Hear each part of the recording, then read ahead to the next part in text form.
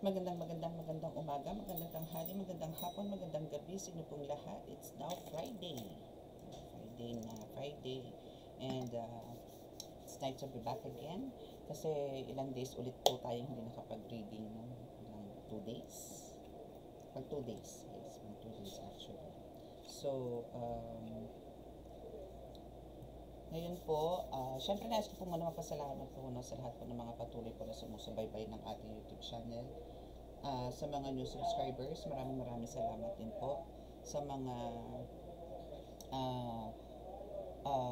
nag-walk-in, no, na from malayong lugar pa po, no, maraming salamat po sa tiwala na pinagkakaloob niyo po sa akin. And panalangin ko rin po ang inyong lahat ng inyo pong kagalingan. Naging busy po ako nito mga nakaraan, no, sa gamutan area po, kaya po talaga pong hindi rin po ako makapag-reading ng madalas ng katulad po ng dati na halos minsan twice a day po ako nagre-reading. So ngayon even isang beses di ko po magawa. Pasensya na po, but I'll make sure po na talaga pong pagka okay na po yung energy ko, syempre po nakaka-drain din po yun ng gagamot po tayo, no. So nag-recharge po muna ako, but talagang pagkakaya ko po yan, saka po ako andito sa inyo para po mag-reading. So sinalubong ko na po ng Friday, no. So ngayon po, and Friday po talaga is hindi po ako nag-accept ng reading and healing, no, kasi nga po nagre-ritual po ako ng Friday. And again, para po sa mga baguhan dito, ako po is a spiritual tarot reader, nanggagamot din po ako, no, at nagre-ritual din po ako. Ako po yung nagbabaklas ng mga gayuma kulang. Okay? Kung nagkaroon po kayo ng mga parang kakaiba sa mga partners ninyo, all of a sudden parang si isang snap is nag-iba po yung mga attitudes or behaviors niyan, no, and nandito yung nagiging cold, na halos parang ayaw na kayong tabihan, mga tipong ganon. So there's some na merong something talaga dito sa person na to. So kailangan nyo po mag-consult, no, sa mga healers, no.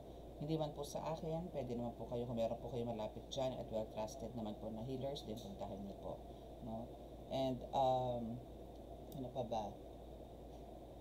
Actually yun, no, sa mga gusto po mag-avail ng oil ulit, no, meron po tayo, no, may big one and may small, or no, it's 100 ml and 50 ml, no. So yun po yung panggamot natin pangontra sa mga kulang-barang, lasang lusog, no, at gayuma. So yun po is tested na po ng karamihan. And also ito pong black oil natin na ginagamit ko po ngayon, no, ito po is napakabisa din po nito. So ito is serves as parang kasi po talaga pong concentrated po to, though ito po is hindi po pwedeng inumin. Ang pagkakaiba lang po talaga nila is ito po is pamahid, panghaplas, panghaplos, pangganyan, pangmasahe, o pampahid, no. But yung isa po is pangkalahatan po yon, na pwede po nga inumin, no, as in hindi naman po kailangan ng isang kutsara doon, as in kalahating takip lang po noon, kasi po yung takip naman po mas maliit lang po, no, mas malaki pa nga po ito, no. So yun po, sa mga gusto pong magpa-schedule ng reading, ang schedule ko po is Monday to Thursday only. Again, ano po yun, strictly Monday to Thursday only, 10 a.m. to 2 p.m. only. So wala na po akong gamutan or reading onwards, no. So 2 hanggang onwards is wala na po, no. So make sure po na, kaya po kailangan po talaga is magpa-appointment po muna kayo. Andiyan naman po sa description box ang aking contact details para po hindi po tayo nagkakaroon ng problema, no. Kasi po yun na po yung oras ng pahinga ko, kasi po nagdadasal pa rin po ako, no. So paulit-ulit ko naman po itong sinasabi, so please acknowledge po yung mga sinasabi ko para hindi po tayo magkaroon ng problema pag nandito na po kayo. Mahirap dito pang gamot ng drained or pagod na po, no. So make sure po na may appointment po tayo, and mag-chat po muna kayo for your schedules, no. And ano din po, kahit po online, no, sa online po, nag-online healing din po ako at nag-online reading din po tayo, no, especially mga taga-ibang bansa, nagpapareading po sa atin at nagpapagamot din. So yun po, mga yun is by schedule din po, no. So para lang po sa kaliwanagan ng lahat. Okay? So now is kuha po tayo ng message ngayon. Actually kanina meron po akong vision na parang there are some fights, no, sa family. Maybe sa inyo po, no, meron po sa inyo dito sa mga pamilya, no, kung hindi man po parang naglagi kayo may gulo, maybe meron pong lagi may sakit, no, meron ganun po, or parang tipong andito yung meron sa inyo dito na parang laging to the point na nagkakaroon po ng pisikalan, I mean, suntukan, sabunutan, murahan, may mga ganyan po. So, alamin po natin kung ano po ba ang meron sa pamilyang to or sa inyo, no? At paano po natin susolusyonan po yung mga ganyan. Again, nandito po ako para mag-advise sa inyo sa mga naiinip po, no? Sa mga naiinip na napakahaba po na explanation ko for advice, pwede po kayong mag-leave ng YouTube channel, no? And make sure po na ako po kasi hindi lang po ako basta reading, no? Alam po yan ng mga subscribers ko na ako po is talaga po nagbibigay po ng advice para po magbigay po ako ng kaliwanagan sa lahat, no? Hindi po ako nagpunta rito sa YouTube, hindi ko po ito binuotong YouTube na to para lang po basta po ibuka ang isang card at yun na po yun. Kailangan ko pong i-explain at magbigay po ako ng advice sa mga tao. So kung meron po dito na ganun, kasi meron po tayong isang nag-comment, no, na ganun po, na masyado daw mahabang advice ko at nagbibigay po ako ng testimonies ko na mas mahaba po yung experience ko na binibigay ko sa inyo kaysa po doon sa reading ko. Dapat daw reading kung reading, no? Kung reading, reading lang. Huwag na, parang ayaw niya ako magbigay ng advice sa inyo. Okay? So sa mga naiinip, no, hindi po para sa inyo itong channel ko. Marami pong tarot readers dyan na isang bagsak, isang salita, isang bagsak, isang salita. Dun po, no? Pero dito po talagang obligado po ako na ipaliwanag sa inyo ang lahat dahil ang gusto ko po, pagbalik loob po ang lahat sa Panginoon Diyos Ama at ang malaman nyo po na siya po ay buhay. No? Hindi po ako nagpunta rito para po makipagbidahan, no? Okay? So, let's start. Pasensya na po kayo ha, pero matagal ko na po itong gustong anuhin, kaso wala na po akong time.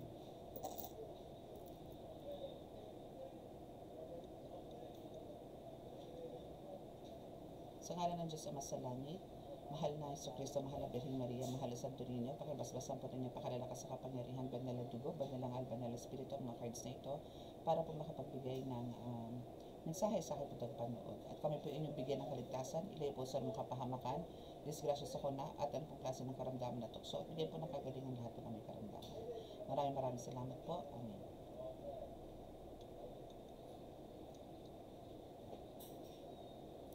Kasi po spiritual tarot reader ako. Spiritual tarot reader, manggagamot po ako.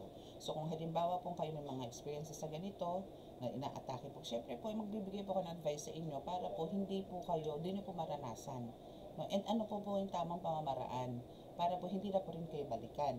No? Kung ano po yung mga tamang gawin, yung mga ganun. No? So, meron po talaga mga taong ayaw pong makinig. No? Or nakikinig, pero pasok dito sa kabila, labas dito sa kabila. Kabilang tenga. May mga ganun po. Okay? Hindi naman po ako naghahangad dito ng mataas na subscribers. Hindi po. Sabi ko nga po, kung sino po yung mga nandito dito, na active na mga subscribers ko, sila po yung talaga pagpapalain ng Panginoon. Dahil andito po sila, willing na makinig, willing po na magbago, willing po na harapin ang pagsubok na kasama ang Diyos. No? Hindi po ako namimili.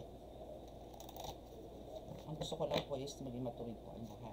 Lalo na po ngayon, kung kayo po nasa spiritual, kahit ipagtanong niyo po sa lahat, talaga po maglipa na po ang mga spirito, elemento na namimirwisyo po sa tao. So, ang kailangan po natin talaga dito, syempre, dasal. Ngayon po, kung kayo po naiinip, pwede nyo po i-forward, or pwede naman po kayo mag-leave.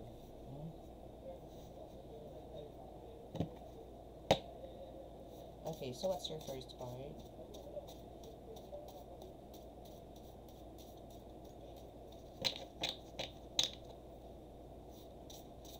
Kasi hindi naman po ako nakikipag-chismisan lang sa inyo. Diba? So, andito naman po ako para bigyan po kayo ng kaliwanagan or bigyan po ng liwanag ang lahat ng mga katanungan din po rin sa sarili ninyo. Diba? Okay. So, ako ang iyong sandalan as your first card. Sino ba yan? Diyos Ama. Diba? Kasi masyado ka daw mabait. See? Okay? So, andito yung sa nakita ko kasi dito. Actually, nasa loob yun ng room. Especially ganito, pagka may vision po ako, talagang mahabang talitaktakan to. Mahaba. Nakita ko po doon nasa bed, pero there's a family, no, na may binabanatan ng isang tao. At pero umaawat, pero kahit inaawat, dahil madami parang gustong manakit doon sa isang taong yun, no, is, andito yung, syempre lumalaban din naman. But andito yung talagang kinukuyog. But andito yung meron din namang umaawat. So yun yung, consider po natin na yung umaawat na yun is si God, no? And si God din ang iyong protector, your healer, diba? So andito yung kahit abugbugin ka, kung ano man ang gawin sa'yo, murahin ka, saktan ka, or what, no? Still, hindi ka pababayaan ng Diyos Ama dahil masyado kang mabait. And yes, nakita ko naman doon talaga na talagang ikaw is binubugbog, and andito yung yes, andun yung nakikipagbakbakan ka rin, but andito yung parang sa nakikita ko dito is medyo hina, no? And merong tumatalsik, merong lumalabas, but andito yung parang ano ba, bakit kailangan kang saktan ng ganun, no? Maybe meron ka talagang parang maybe gusto ka nilang paalisin, gusto ka nilang tanggalin dyan sa mission mo, meron talagang gusto ka, dinidistract ka nila, sinasabotahe ka nila para bitawan mo kung ano ang mission mo dito. Alam mo yun? Maybe pasok natin dito yung emotional, no?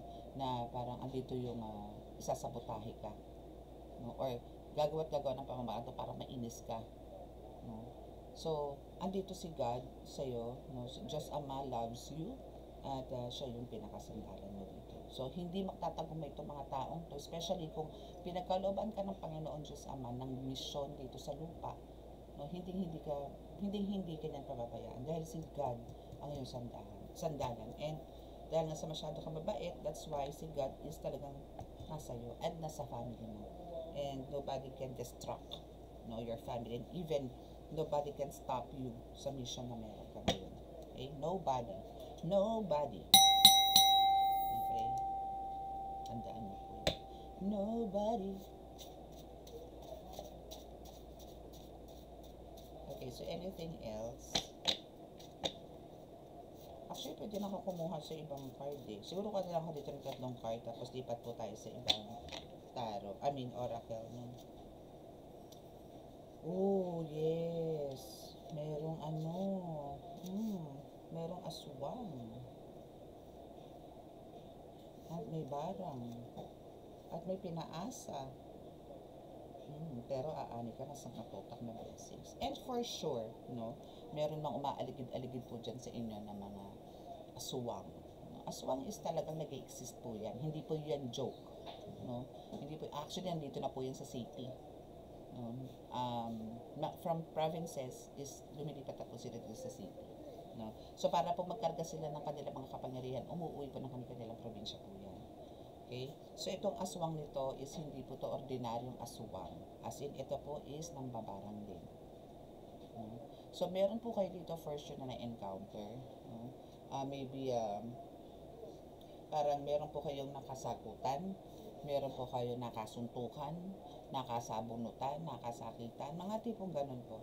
And hindi nyo po alam na ito po mga nakakasagutan ninyo is possible na siya is may lahing aswang, lahing mambabarang, and or pwedeng may kakilala po siya. No? So, bakit kanyang ginawan din? No? Some of you here is pinaasa mo siya. Maybe meron ka mga promises na maybe nagkaroon ng konting delays or maybe nagkaroon ng konting problema kaya hindi mo na isa katuparan to. No? That's why andito yung siya ngayon is umaasa and sumama ang loob ng todong-todo kasi parang kailangan niya talaga that time. Yung maybe more on ano naman to more on pera, more on gamit, maybe may hinihiram sa'yo na hindi mo na ibigay, mga ganun. So, kung sino man po nakaka-resonate dito, please comment lang, no? But then, kahit po ganito na binabanatan po kayo, no? Again, si God is andyan, no? And andito yung talagang igagay po kayo ni God. And again, sinabi ko na rin po kanina na si God is one of your is the protector mo and healer mo na rin, savior na rin, yung ganun. And the good provider na rin, no? That's why, kumbaga, nakaka-experience po tayo na minsan ng mga blockages sa buhay because of those people na talagang iba po ang tingin sa atin, no? Or parang makitaan ka lang ng konting pagkagat sa buhay, akala nila namumutik-tik na pera mo, akala nila namumunga na yung mga kilikili mo, kamay mo, ulo mo, akala nila dun sa katutak na pera mo. Then nandito ngayon yung manghihiram sila, no, na hindi nila alam na ikaw is may pinaglalaanan din, no? But andito yung maybe, kaya po maganda, no, pagka tayo po may lumalapit po, no, mas maganda po yung wag na po natin paasahin din, direct to the point na po tayo.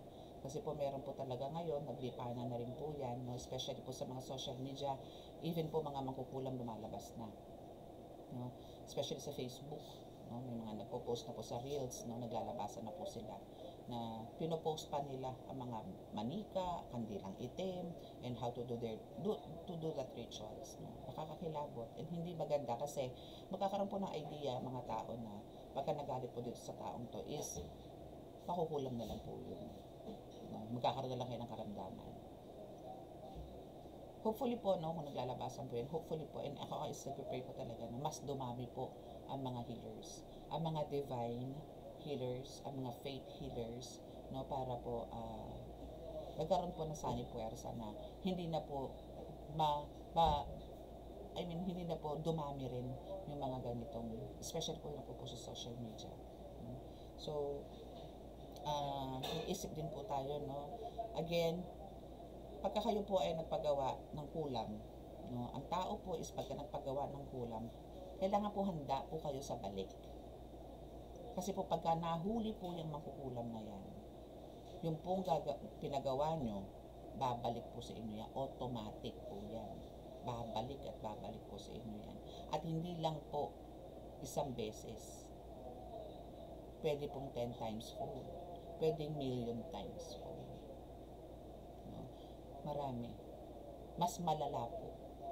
Kaya sa mga gusto pong magpagawa, no, dahil po sa galit, dahil po sa selos, dahil po sa inis, no, nako, pag-isipan nyo po rin yan na million times, hindi lang po 10 beses. Pag-isipan nyo po yun, kasi kung hindi man po sa inyo bumalik yan, babalik po sa pamilya nyo yan or sa anak ninyo, ora mismo. Basta po't nahuli ang gumagamot, ang nangungulam, no? Hindi man po mahuli, no, sabihin naman ng iba na malakas yung mangkukulam na yun, posible mahuli yun, malakas yung batikan yun eh. Pero antayin nyo po yung God's time na parang judgment day sa inyo, no, sa mga magpapagawa. Yun po yung antayin ninyo, mas mabigat. Okay, so let's see kung ano pa yung message. Kuha naman tayo ng ibang mensahe para naman sa iba, no? Kung sino man na makaka-resonate dito sa isang card na ito, please click the subscribe button, paki-like and share, and click na notification bell para pa-click lagi sa ating video.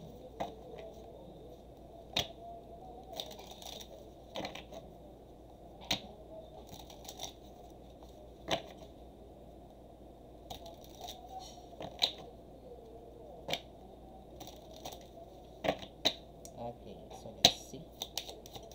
Ano ba ang meron sa inyo ngayon? Running. Actually, kanina, nung binapalasa ko to, lumabas na yan eh. Yung running na yan. For some of you, no, is parang andito yung there's something wrong or parang there's something na you want to escape. Yes. There's parang gusto nyong takasan or gusto nyong makawala sa ganitong sitwasyon, ano. We have this running, child services, and bad habits. So here is sinasabi lang naman dito na parang for some of you parang gusto talikuran or gusto nang iwanan.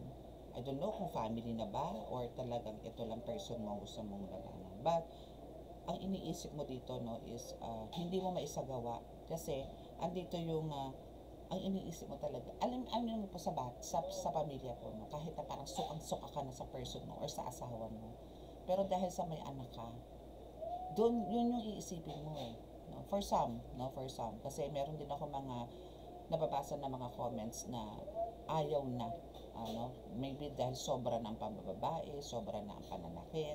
That's why andito yung talagang they need to let go yung mga ganun tao. And yes, sang-ayon naman ako. Kung talaga po mapanakit na naman at talagang parang binababoy ka na ng person mo, no, na talagang andito yung parang hindi na asawa ang trato sa'yo, eh, kumawala ka na, no? But kung sa tingin mo naman nandito na siya po is just like for example is a biktima po ng something spiritual attack, no, is tulungan siya. Huwag po kayong mag-give up, no? Huwag po kayong mag-give up kasi ito is parang part of your mission na ayusin ang family and your person.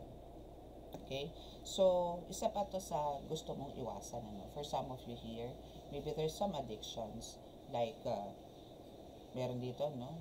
Aside sa mga drugs or maybe alcoholic ka or maybe andito talaga yung happy-go-lucky ka, yung parang alam mong toxic, alam mong hindi dapat mong ginagawa, pero dahil nga sa problema mo dito sa family, isa dito yung, ito yung way mo, no, na para magkaroon ka ng kalmadong isip, na para mawala yung stress mo, which is hindi rin maganda. No, hindi rin maganda. Kasi, kung halimbawa, for some of you here, hindi ko naman to nilalahat, no? For some of you here, is dito yung nagiinom, sagad, lasing, ganyan, suka, wala nang tinitira sa sarili bago umuwi, mga ganyan. Sakit ng katawan po yun eh. Kinabukasan, sakit ng ulo, ganun. No? So, nakalimutan mo for the meantime yung problema mo, pero pag-isip mo kaya kinabukasan, hindi mo na maalala, wala na yung problema, andyan pa din. Diba? So, hindi siya solusyon. Hindi solusyon yung bad habits. Yung mga tropa mo dyan, na talagang akala mo solid na solid sa'yo. No? Hindi. Kasi end of the day, sa family ka pa rin pupunta. And yes, dahil nga dyan sa mga addictions mo na yan, nakala mo nagkakaroon ka ng growth financially, wala. Nauubusan ka lang. Kasi out ka na, out. Sabihin na natin, sige, meron kang income. No, meron kang sahod. Or maybe yung sahod mo parang dumaan lang, then labas na agad. So, hindi rin maganda, di ba? So, kailangan mo talaga dito is i-avoid or totally, no, tanggalin na yung mga ganitong klaseng habits. Okay, and for some of you here is meron pong nag-i-espiya or meron pong parang nag-i-stalk, no? Or maybe, since ako po talaga is a spiritual tarot reader, so still, ito po is more on spiritual, no? So for some of you here, careful po kayo, at lagi ko rin naman po ito sinasabi sa inyo na kailangan nyo pong as much as possible po, no, is mag-lock profile po tayo para po hindi po na-notice, no, or hindi po nakikita ng mga inggitero at inggitera ninyong mga amigo sa paligid. Kasi po simpleng screenshot po yan, pwede na po kayong tirikan ng kandila. Pwede na po kayong gawa ng spell word. Dahil lalo na po kung itong taong is may bertud na kaya po magpatakbo ng mga kahit na anong simpleng orasyon. No? So, careful po tayo doon. Kaya po, mas maganda po, maglagay lang po kayo ng mga logo or favorite animals po ninyo, and as much as possible, huwag din nyo po ipopost yung mga animals na, like, may kayong mga dogs, cats, huwag din po, maawa po kayo. No? Kasi po, alam nila na, halimbawa, alam nilang yan is talaga mahal na mahal niya, alaga nyo na yan.